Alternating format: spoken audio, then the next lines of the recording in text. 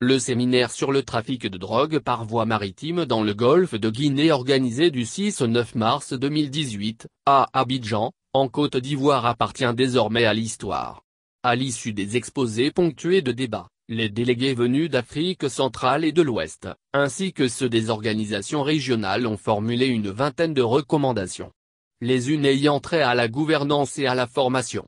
Les autres, étant à caractère technique, opérationnel et juridique. Concernant la gouvernance, les participants demandent, entre autres, à la communauté internationale, aux institutions et aux États de mieux soutenir les États africains dans la lutte contre le trafic de stupéfiants pour lequel il existe souvent une corruption des politiques. Cette rencontre a eu lieu à l'initiative de l'Institut de sécurité maritime interrégional ISMI. Ce dernier dispense des enseignements répondant aux besoins des États du Golfe de Guinée dans le domaine de la sécurité maritime et de l'action de l'État de mer. Son siège est implanté à Abidjan en Côte d'Ivoire dans l'enceinte de l'Académie régionale des sciences et techniques de la mer ARSTEM. Dina Buek. Recommandations. Narco-gouvernance. 1.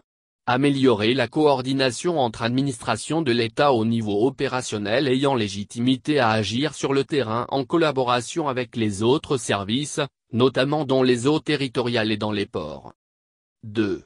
La communauté internationale, les institutions et les États devraient mieux soutenir les États africains dans la lutte contre le trafic de stupéfiants pour lequel il existe souvent une corruption des politiques.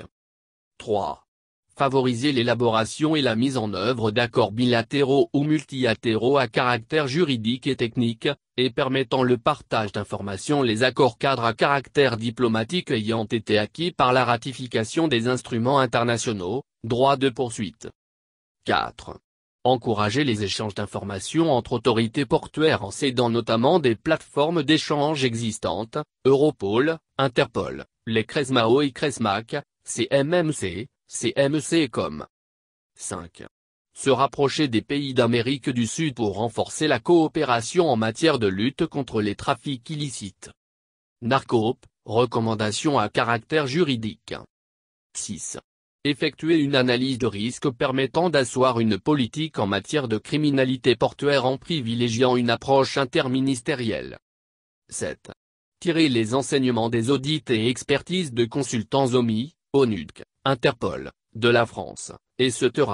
En particulier en termes d'évolution des législations nationales en les renforçant et en les harmonisant de façon à les rendre suffisamment dissuasives.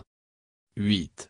Prendre les dispositions réglementaires permettant d'encadrer clairement les activités définissant les niveaux de responsabilité et reposant sur les engagements internationaux.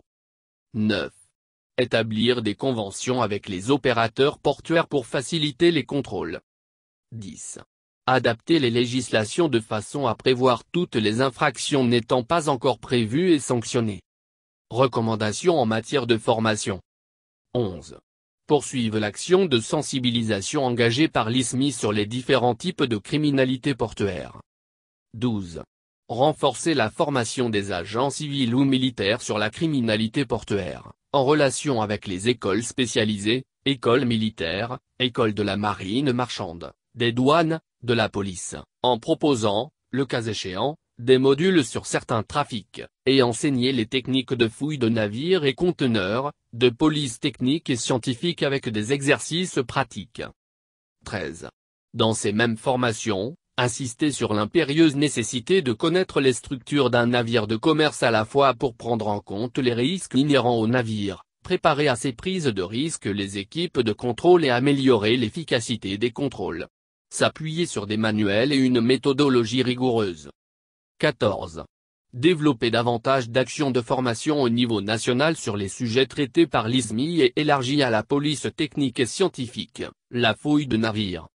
Recommandations à caractère technique et opérationnel. 15. Avoir une approche globale et interministérielle des activités pouvant impliquer plusieurs acteurs. 16. Faire évoluer l'analyse des risques en y associant les possibles liens entre eux, par exemple entre la piraterie, le terrorisme, le trafic de carburant, ou le trafic de stupéfiants. 17. Prendre en compte dans les analyses de risque celles relevant de la tentation de corruption, en particulier pour les agents ayant des responsabilités sensibles, responsables des systèmes d'information. 18. Actualiser les méthodes de ciblage selon la prise en compte d'un spectre de paramètres évoluant selon le retour d'expérience et les progrès technologiques. 19. Préparer minutieusement une opération de contrôle à travers l'analyse de différentes données accessibles et de la fiabilité des renseignements renforçant le niveau de suspicion. 20. Préalablement à un contrôle, mesurer les conséquences budgétaires d'un contrôle de navire non suivi d'un constat d'infraction et par conséquent pouvant entraîner une préjudice commercial pour les opérateurs du transport maritime. 21. Utiliser des applications du type WhatsApp pour faciliter et accélérer les échanges entre agents concernés par la sûreté, nonobstant les limites de ce moyen de communication, nombre d'interlocuteurs rassemblés dans un groupe, sensibilité de l'information diffusée. Valable pour le portuaire et zone de mouillage, en pratique. 22.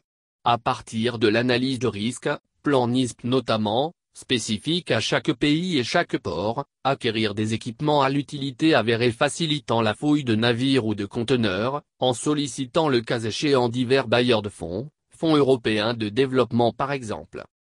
23. Rester attentif à la composition des équipages des navires, qualification, moralité, notamment en relation avec les sociétés de manning ou les DRH des compagnies maritimes. Recommandations à caractère technique et opérationnel. 24.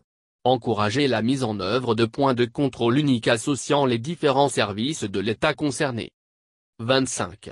Dans le cadre d'un contrôle de navire, envisager dans les suites qui lui seraient réservées la mise en œuvre du principe de dissociation, produit navire-équipage. 26. Favoriser l'harmonisation des équipements dans la région, voire mutualiser leur achat et entretien entre administrations, par exemple en encourageant les patrouilles mixtes. 27. Fiabiliser et sécuriser les équipements de télécommunication est une priorité, du fait de la nécessité d'assurer l'acheminement des messages et des menaces susceptibles de les affecter, cybersécurité.